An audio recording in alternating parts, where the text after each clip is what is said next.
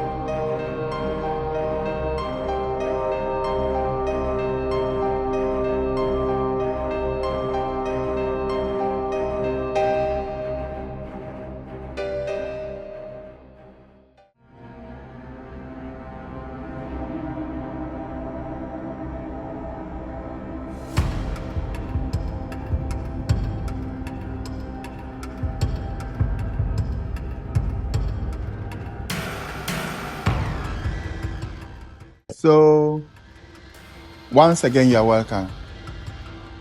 My name is James Okulu Akoli. The fort you are in today was put up by the Danes, people of Denmark, 1784. They started the construction from 1700, completed 1784. It took them 84 years just because it changed hands 3 times from the Dutch, Danes, and finally the British. So the Danes over here were buying enslaved Africans from Togo, Benin, Nigeria, and other towns and villages in the then Gold Coast, now Ghana. So all those slaves were brought in by foot, in chains and shackles, barefooted, half naked, and they were kept over here for a month or two. They were kept over here for a month or two until the ship arrived. So each of the dungeon hold up to 100 slaves in those days. But initially, there was no ventilation, no window. The ventilation was later on created by the British who occupied the fort after the Danes left. So inside, they defecate, urinate, sleep there, and they were dying through insanity condition.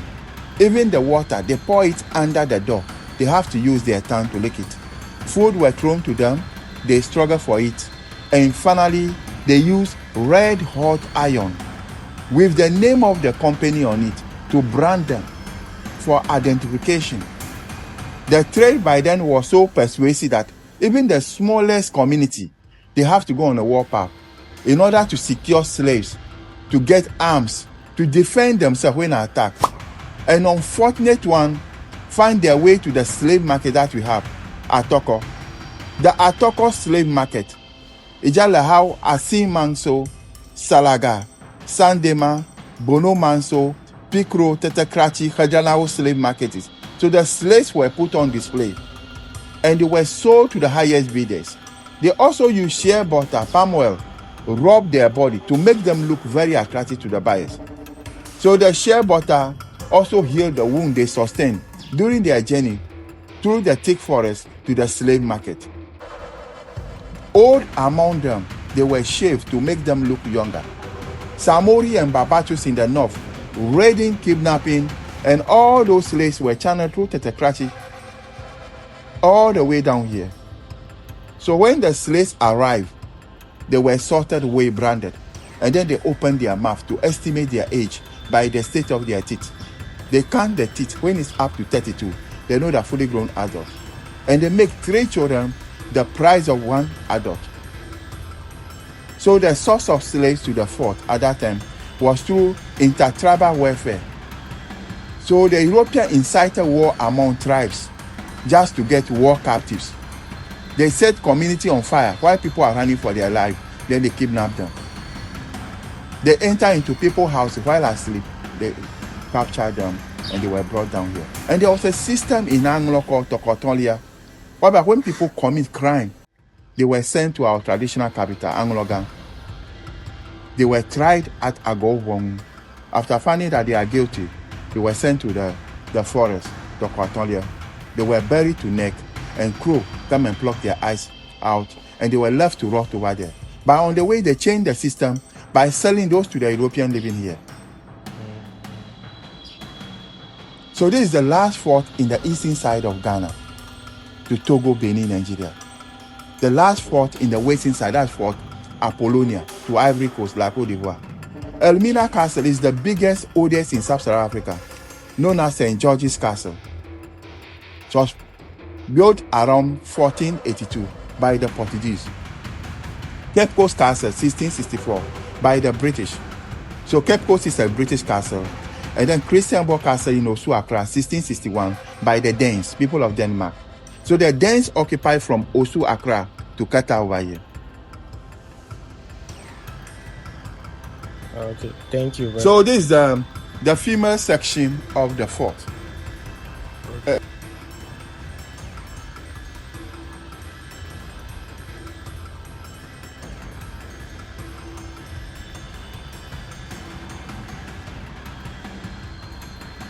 So we are in the female section of the fort. So this is the female section.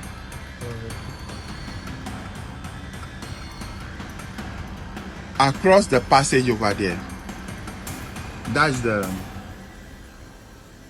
the male portion of the fort. And over here, that's the ocean block.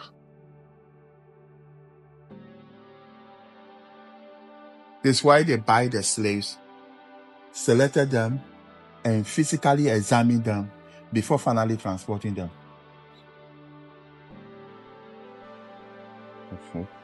Okay.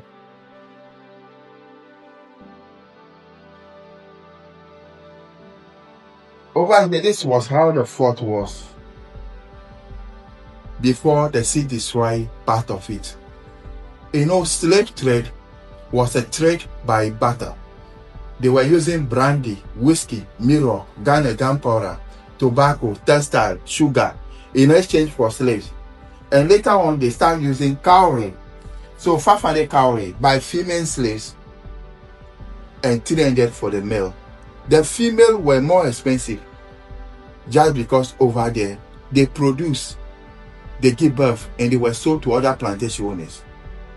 So this is what we call CD or CDA. Our money derived the name from this. This is what we call CD. In those days, before you get it, you have to dive under the seabed. So getting it was difficult in those days.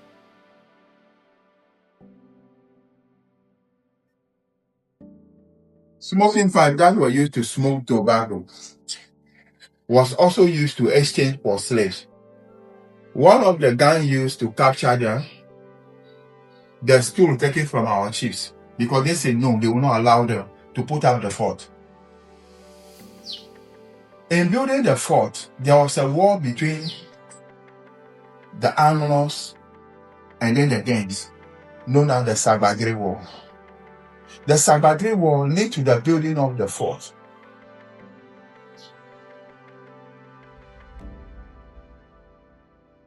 The site was chosen just because we have a deity over here, a shrine over here known as Toby Blabber, which our ancestors were worshipping before the arrival of the Europeans.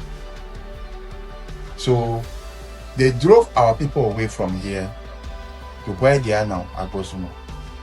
After killing our chief, Toby Degani, in the second war known as Rukochova, after the Sabagri War.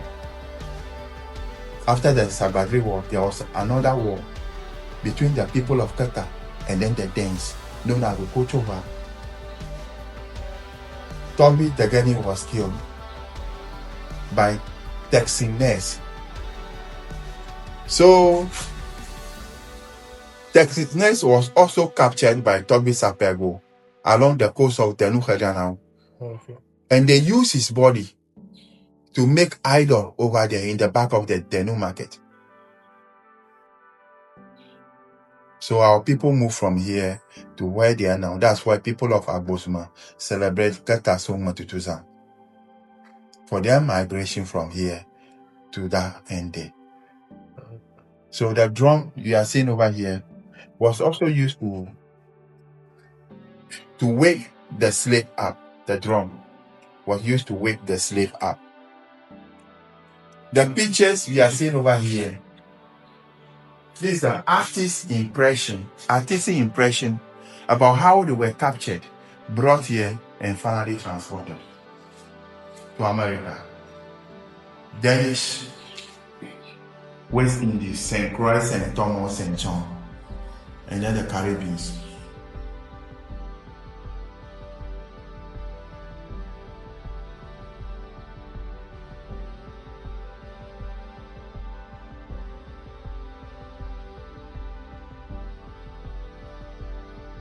So this one is the spine of a blue whale. In those days, when they are taking the slaves to the ship, they always use canoe to transport them to the ship. Because of the shallowness of our coast, the ship cannot dock. So they use the canoe to transport them to the ship. So the whale overturned the boats, making them to escape from them. So they kill all the whales just to have a free passage to the ship. So the bone remained here for over 300 years now. Wow. Yes.